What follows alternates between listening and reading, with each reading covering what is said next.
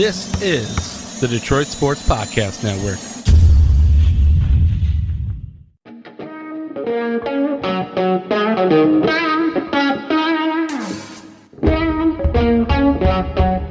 The biggest icon in podcasting.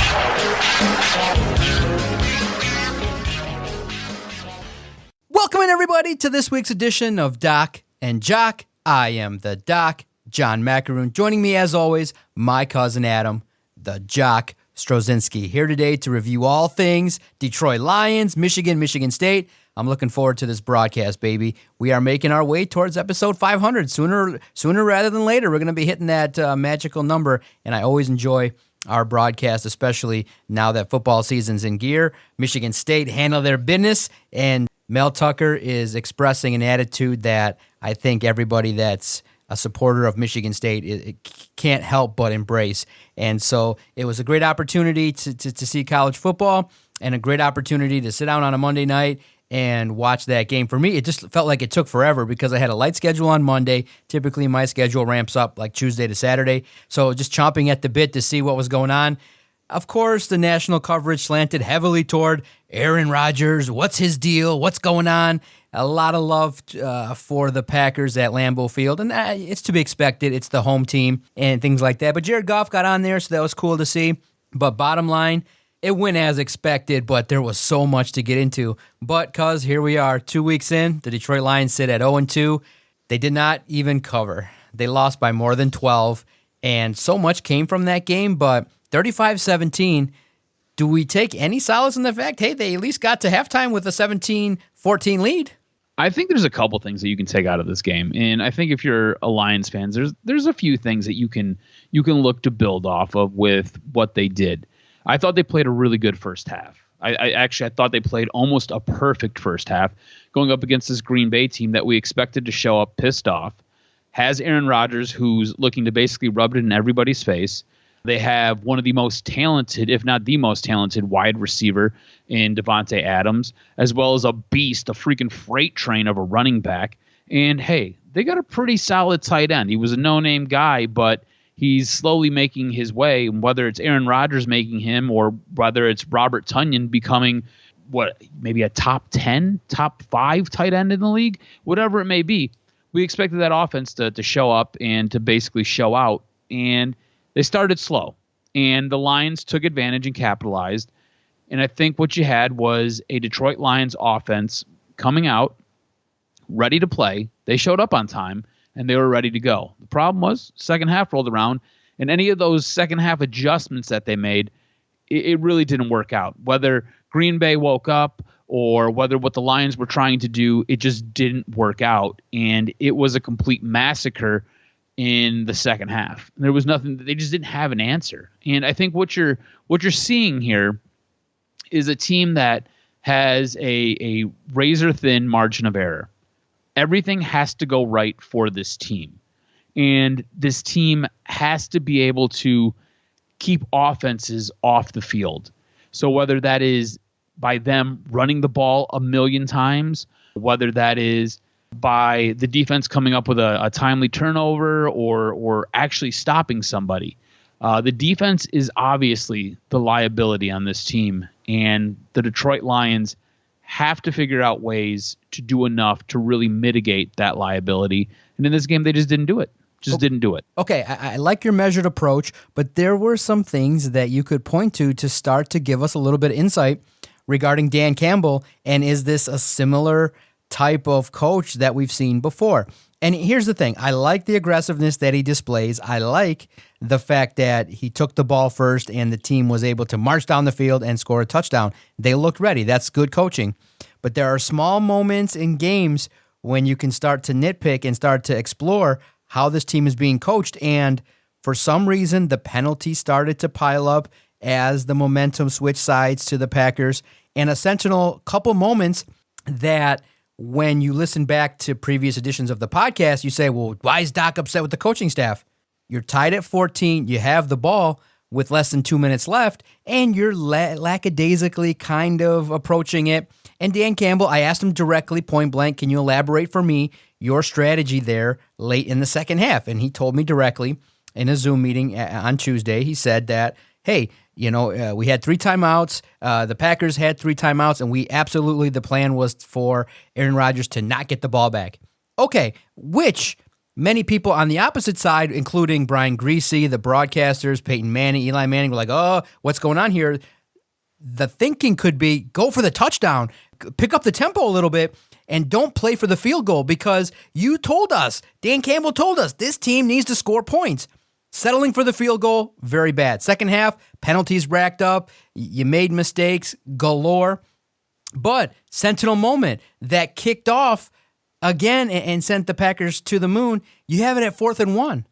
And you're built on the offensive line. I know there's this chess game of, hey, we know that we're going to run, so let's just try and pass.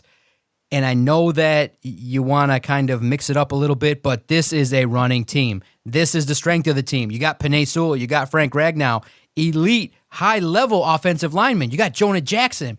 Run the ball. QB sneak. They don't convert on 4th and 1, and then the Packers just ran away with it, and then the game was over. So that's coaching. That's scheme. That's potential level of aggressiveness. And I want to push back on you a little bit. I want to go back to the right before halftime. All right, you have to have the touchdown. Their whole plan was to not give Green Bay the ball back. That's not the right plan, in my opinion. Look, the number one option is score a touchdown. The number 2 option is kick a field goal. That's a terrible option. That literally, at least you could say, as opposed if you taking turning timeouts, the ball over or not coming away with points, that's the second best option that you can have. The only other better option is to score a touchdown. And look, I agree with you. The tempo needed to be picked up. They should have played with a little bit more urgency. They didn't. But they didn't give the ball back to Green Bay with any time. They had 3 seconds. Green Bay had to go out there and down the ball. So from what Dan Campbell wanted to do, he got the second best outcome you could have had. Out of a bunch of different outcomes, and some of them could have ended poorly, there was one that could have really ended really, really well, and that was the touchdown. The other one was settle for a field goal. He got the field goal. Look, me and you both agree. Tempo was not good, whether that is Jared Goff, whether that is the offensive play calling, getting into Jared Goff, whether that is him utilizing timeouts in some of his game management, whatever it is, okay? We both agree. Tempo needed to be better there. It was not, all right? They get the field goal. We move on. They have the lead at halftime. I want to go back to your 4th down analogy, what you were talking about with the 4th down where they tried to pass the ball, which doesn't make any sense because the best part of your offense is your offensive line. You've got a guy in Penei Sewell. Let's talk about him real quick. This is his second game playing left tackle. And boy, does he look like a man-child out there. Does he not look like a stud? The Lions are going to have a bit of a conundrum when Decker comes back, and they're going to have to figure out what the hell they're going to have to do here. Because at this point, I'm not moving him. And if I'm the head coach, I'm not running the ball here. And I think what happened with this particular situation, you go back to last week when they tried to run it on 4th down, and Jamal Williams ends up slipping behind the line of scrimmage. Remember, it's raining, it's wet, it's windy. So instead of trying to run the ball, they end up opting to pass. And look, Jared Goff, at certain points, I think he played an excellent first half. Thought he played a really good first half. That's about as good as you're going to get with a guy like Jared Goff is that first half. I thought he played spectacularly. All right. Second half, he's got to find a way to look at different receivers, okay? Yes. There were guys that were open on that play, and he just didn't see them. He ends up getting stuck in his progressions, whether it's the first read or the second read. He sometimes gets hung up on one of those two guys, and he's not able to make it through all of his progressions and find the open man. There were guys open on that play. He tried to squeeze the ball in. It wasn't the right play. It was bad. I'm in lockstep with you on this. They should have ran the ball. I go right behind my left tackle. I go with a big front. I take TJ Hawkinson. I'll take Darren Fells, and I will load them all up on my left side. I'm telling you where I'm coming. You need to stop me, and I'm running right behind all those big dudes. I'm going to have guys pulling as well. I'm going to have guards pulling, and we're just going to punch it down your throat. Stop us. Figure out a way to stop us. So, again, I'm in lockstep with you here. They should have opted for a different play. I don't necessarily think this all falls on coaching. I think there's a little bit of them being snake bit and kind of being afraid to do something here because of what happened last week. I think this game kind of turned on the Jared Goff fumble. Yeah. All right. Oh. So game is already starting to slip away from you. 28-17 at this point. You get the ball back, and basically baby hands comes into play here. Again, ball is slippery. It's raining. They end up fumbling the ball. You can't fumble the ball there. Like you just can't lose it there. And after that, I think they started pressing. Yeah, what's crazy is there was no pressure. He dropped back, he took his arm back, and the ball flew out. And the fun part about covering it is during training camp, I told you, cause they're fumbling the ball a lot. Cause he's putting the ball on the turf quite a bit, and it carried over into the game. And it's really crazy to see it live, and then to see past issues that Jared Goff was dealing with the Rams. Now they pop up with the Lions, and it showed up in training camp. I know I directly messaged you. I said, cause he's not looking good. The deep passing tag is not there, and he's dropping the football. And I'm like, oh my God, I can't believe unpressured. The ball just came out. And of course, that's terrible. And obviously the silly interception, we knew, that's kind of his MO, one bad pass, ridiculous. But give him credit for the pass to Hawkinson. That was sick. Oh, that was beautiful. That was Absolutely lovely. Beautiful. But that's all they got. And he's developing a relationship with Cephas and obviously Swift in the screen game. But yeah, it needs more. You need more Let's talent. talk about Cephas. Yeah. I think what you're seeing is, again, wide receiving core is pitiful, right? Oh. Like, it's absolutely brutal. I think you have something here with Cephas.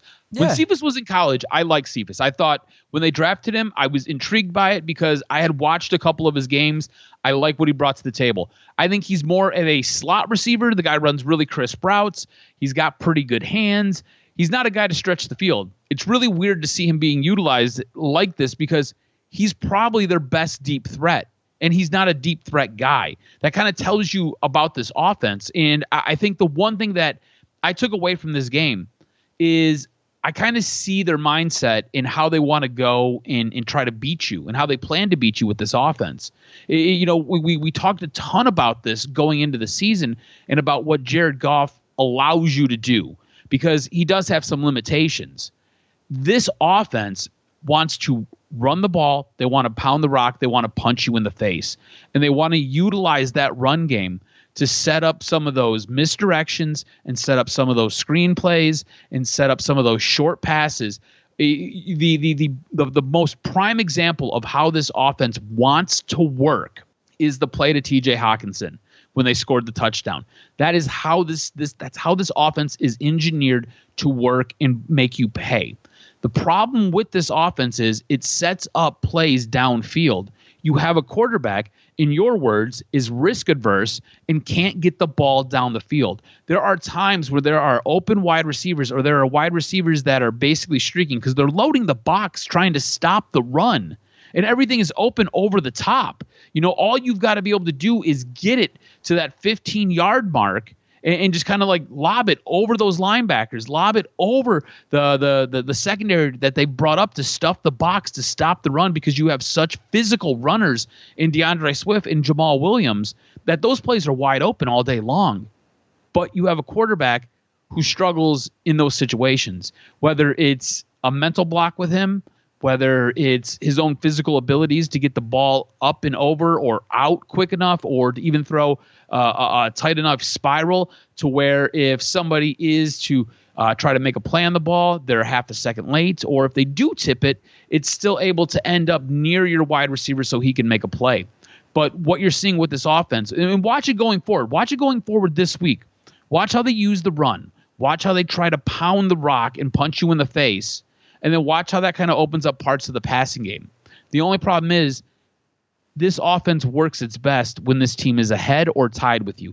The problem is they are finding themselves way too far behind in games. And then next thing you know, you got to lean on Jared Goff to throw the ball 40, 50, 60 times, and you're not going to win a football game that way. Can we both agree he's not the weakest link on this team? I think the wide receiving core is probably the weakest link on this team. But like it's like 1A, he's like 1B because he doesn't have the ability to really throw the ball down the field.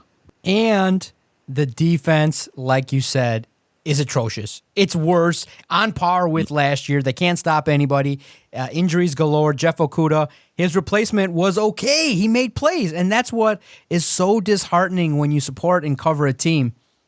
whenever, and I've said it 1,000 times on this podcast in the near 500 episodes we've recorded, the Lions just simply can't enjoy success. Ifeatu Melifonwu made a play, even though, granted, it was with his head. He makes a play, and he's about to make another one, and boom, nope, it doesn't happen. Aaron Rodgers is like, oh, I'm 26, I'm going to target him, and then he goes down with a massive, significant thigh injury. Now his development is stalled. It's just unbelievable. But on the flip side, AJ Parker has done well. So let me ask you this: what did you think about Melifonwu when he was out there playing? I think he's good too. I think he's better than Akuda. He looks stronger. Limited about a play. Yeah, he looks strong. He's got size and competitiveness, and which is great to see.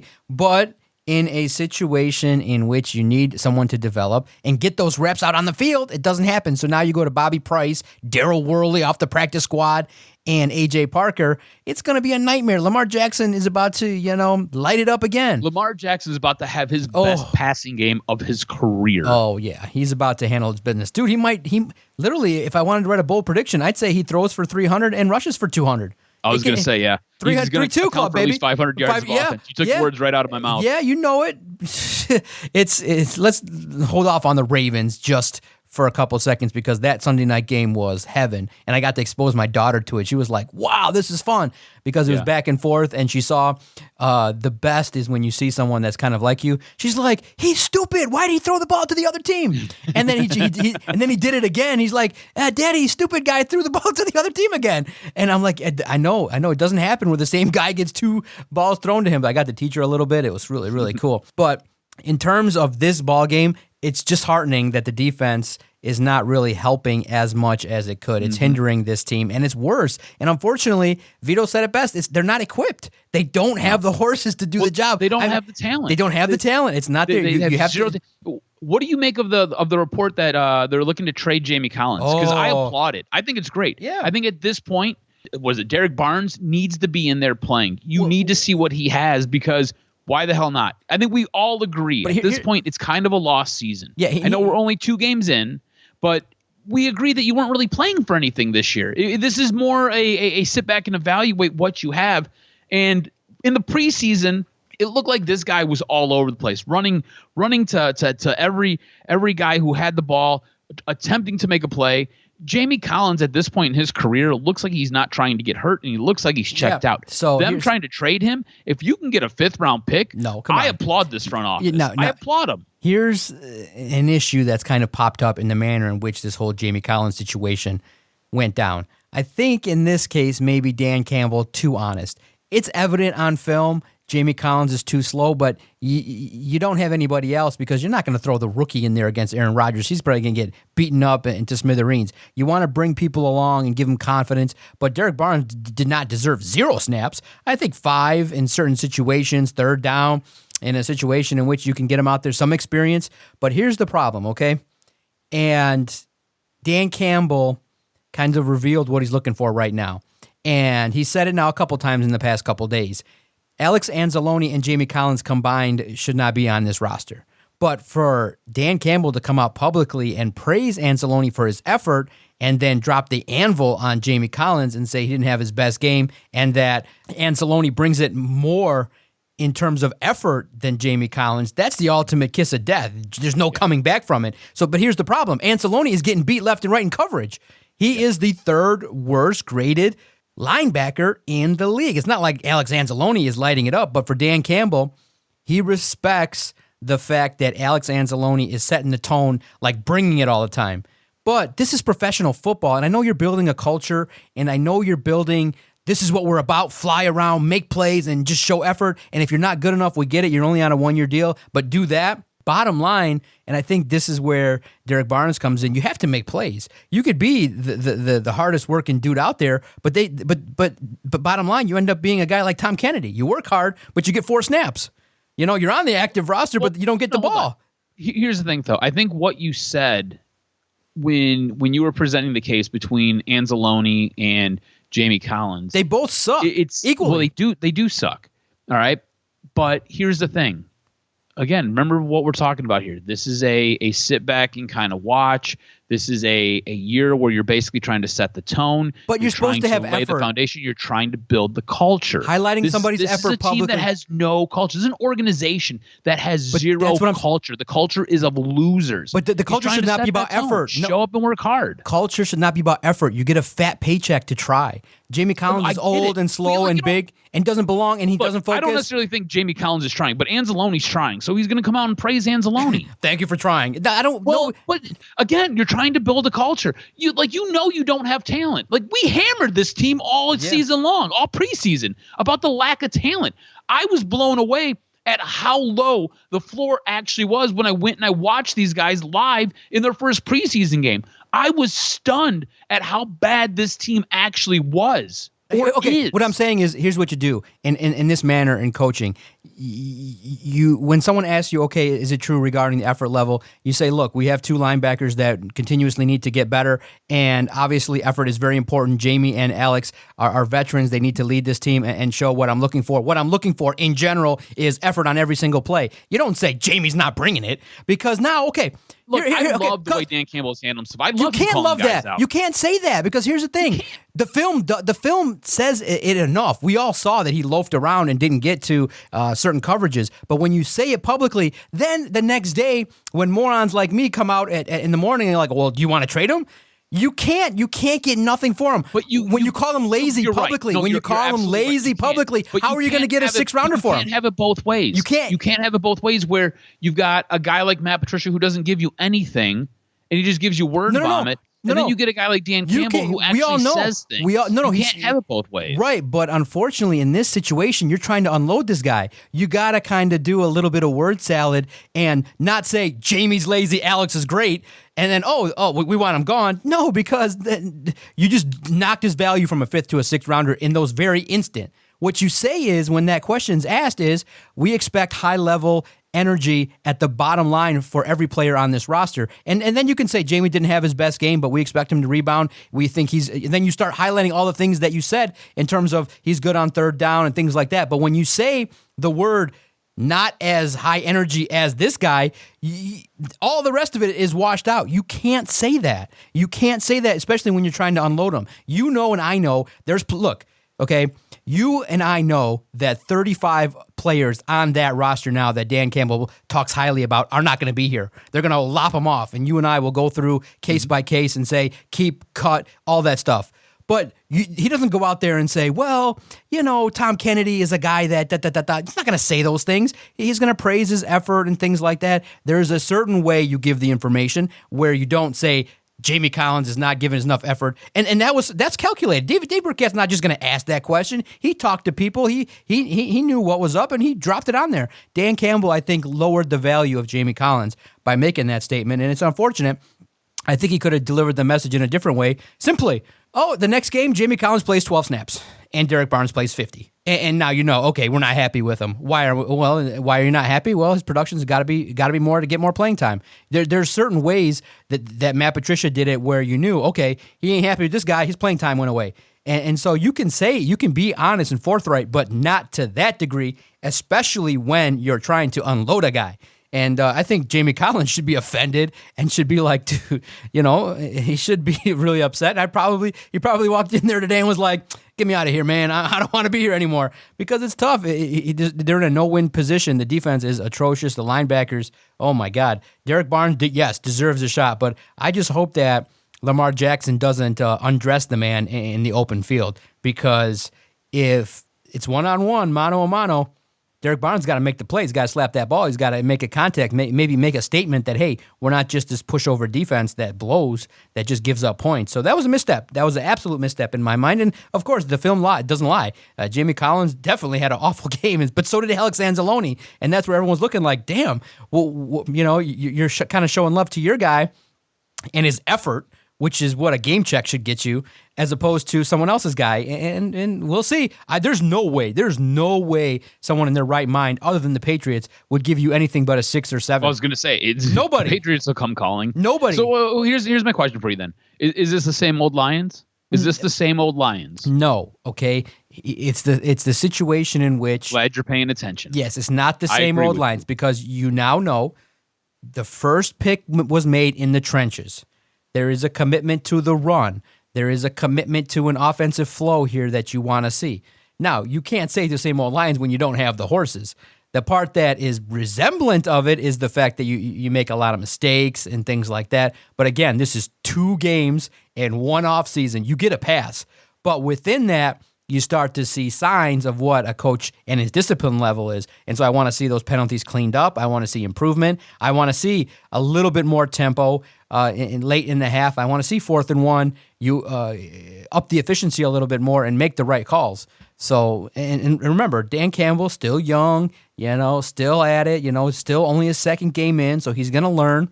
And I want to see now, with a short week of practice, what this team looks like. And if it's another 20-point loss, then we're going to have a problem. You have to compete. You can lose, but you can lose in a different way. I would have liked to have seen a 24-17 loss, a little bit more competitive. And basically, if you guys want to go back and watch it, if you have Game Pass or you taped it, or you want to rewatch the Manning cast, the adjustments weren't exactly on par with what Green Bay did. Green Bay just came out and pulled the full throttle and up the aggressiveness, yeah. and then going into the game. But don't you think that has a little bit to do with the talent that you have on your roster? But we both agree this team doesn't have any talent. Okay, but what were the Patriots really good at? The Patriots know and would have targeted, okay, Aaron Jones is not going to beat us. Everybody else can beat us. Let somebody else. Let Dylan. Oh, no, I think going into that game, you're thinking, we got to stop Devontae Adams.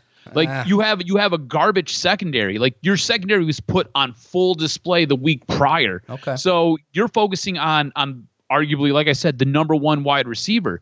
You're thinking that your guys up front can do enough to slow down Aaron Jones. Oh, yeah. They didn't. Thanks for the laugh. They didn't, but no. I think the focus should have been stopping Aaron Jones because you knew and I knew that was going to be a focus. I think everybody knew that they were going to try and get him the ball too. With Adams, I know you got to pick your poison, but I would have tried to stop Aaron Jones. I would have made a full-on effort to stop him and let Devontae Adams beat you. There's no shame in having the best wide receiver beat you in a passing league as opposed to a running back getting 4 touchdowns. And so getting yards in chunk plays and not. But wait, how did he get those 4 touchdowns? I think he only rushed for 1 of them, right? Yeah, he rushed for 1. Caught the rest of them. He caught the rest of them. Yep. It's a passing league. Yeah, it's a passing league, but they could, and your linebackers aren't very good at covering the pass. They can't do it all, baby. I know. It's just like whenever you cover 2 holes, 3 more pop up, and that's the story of the Detroit Lions for the history of this podcast. It's always plug 2 holes and 3 more pop up. And that's what's going on. But, it's relaxed. Dan Campbell talks the game. He understands everything. But let's see the combination of the Ravens have every, 30-year-old running back available out there. They got Latavius Murray, Devonta Freeman.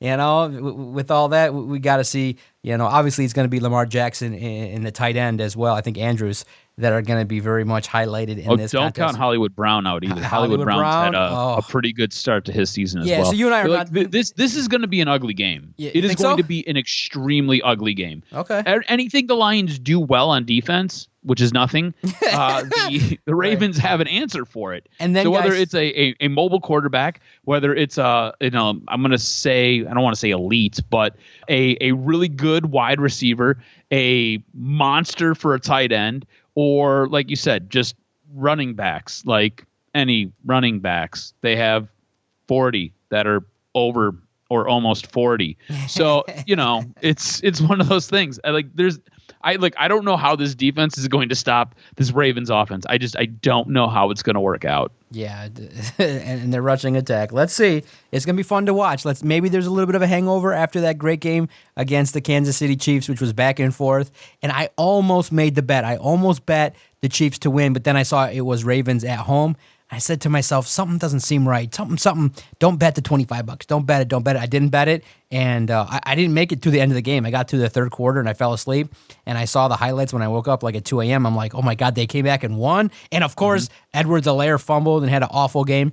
So it was a really entertaining game, especially for week 2, back and forth, and Lamar Jackson gets off the schneid against his competitor. I think it's definitely a momentum boost for him because he was definitely one of those quarterbacks that was like, oh, well, you're not Patrick Mahomes. Well, now he beat him, and that was really, really a strong game, and let's see if he can carry that momentum from week 2 into week 3 when he comes into Ford Field. And remember, guys, because of the schedule, you might not ever see Lamar Jackson again. So get out there and see it or watch it. Make sure you pay attention to the contest because you might not ever see Lamar Jackson based on the schedule for another 10 years.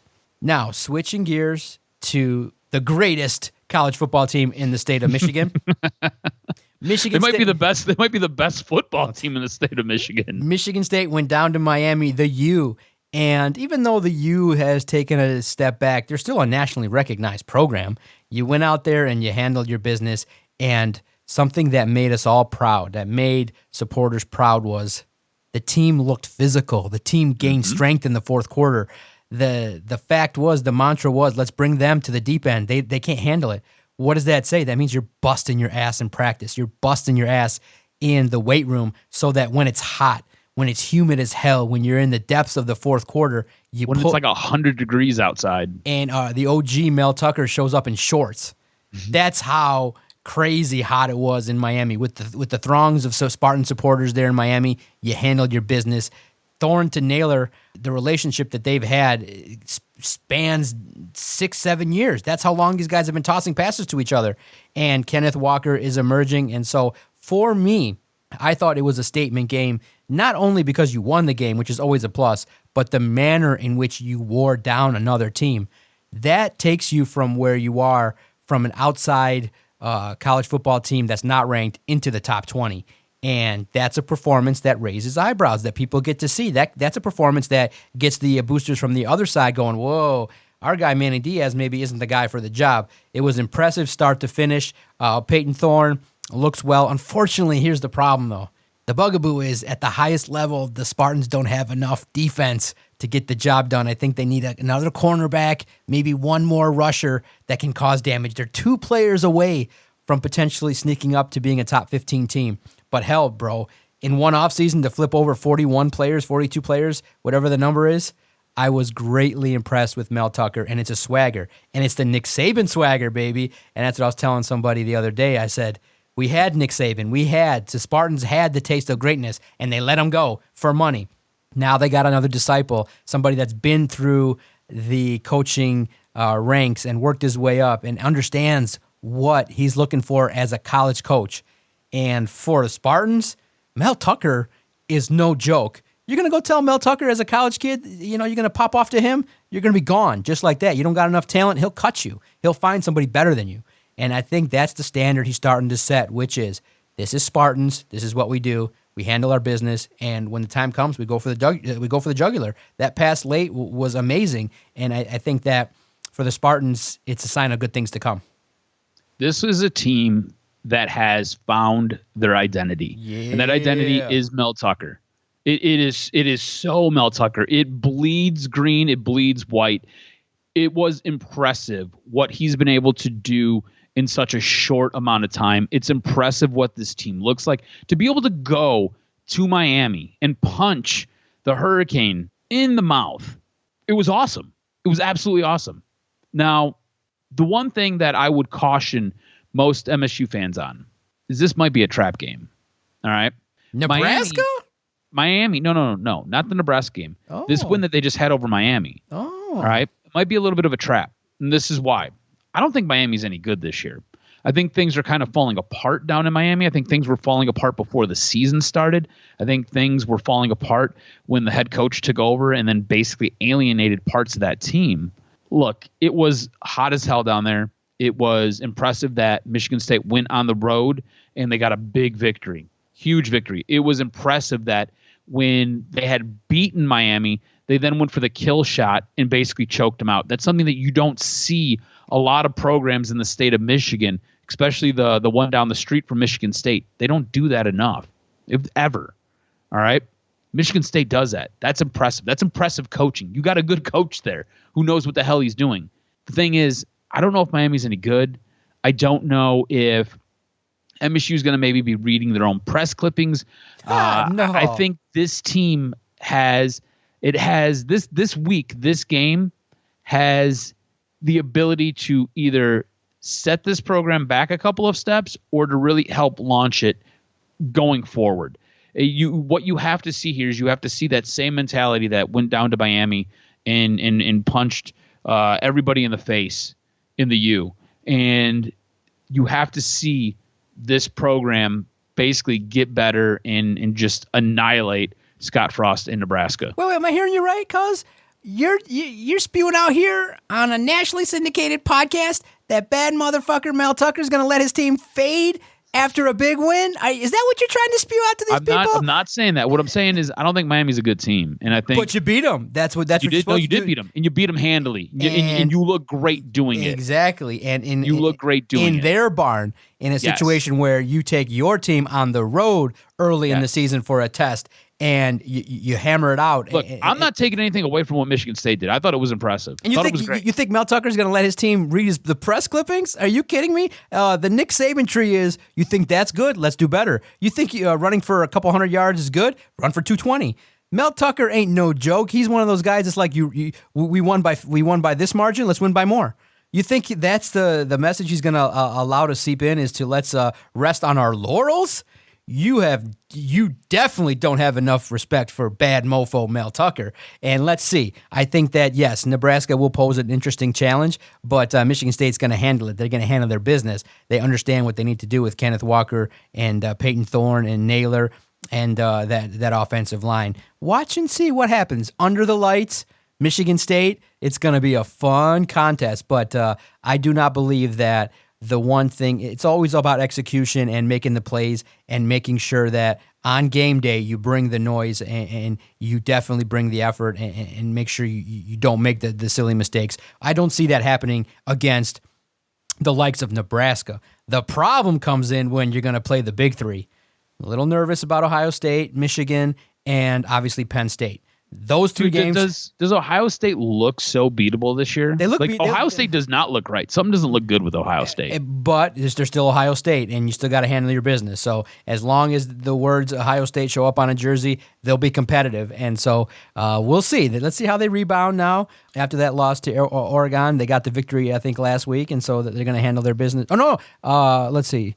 No, they beat Tulsa last week. They beat Tulsa, exactly. I was thinking which team. But they didn't look good. They didn't look good. It took like a couple of really late touchdowns to try to distance that game. Like that final number, that game was incredibly close all the way down the stretch. But this is what's great. I think Penn State right now is kind of emerging as the team to beat. I think the speculation has been now that, Iowa, potentially Wisconsin, but kind of the stock in terms of the Big Ten has kind of gone down. Maybe a year in which the Big Ten does not send a representative to the college football playoff. But we'll see. We'll see how Penn State matches up against some of the big dogs when it comes out. But that's what college football is about. Maybe it's Michigan State. Maybe it's even Michigan, who loves to run the football, but they play cupcakes. And you can't get respect when you're blowing out cupcakes and you're playing the likes of Northern Illinois at this point in time, and then Rutgers. Let's see what happens. Maybe Rutgers shows up with Greg Schiano. I don't see it. I mean, you remember what happened last year? Rutgers showed up and basically popped Michigan in the mouth. So let's see what happens. I'm excited to see. But right now, they're on a collision course for October 30th, Michigan State. The blessing is it takes place at Spartan Stadium. It's going down for real.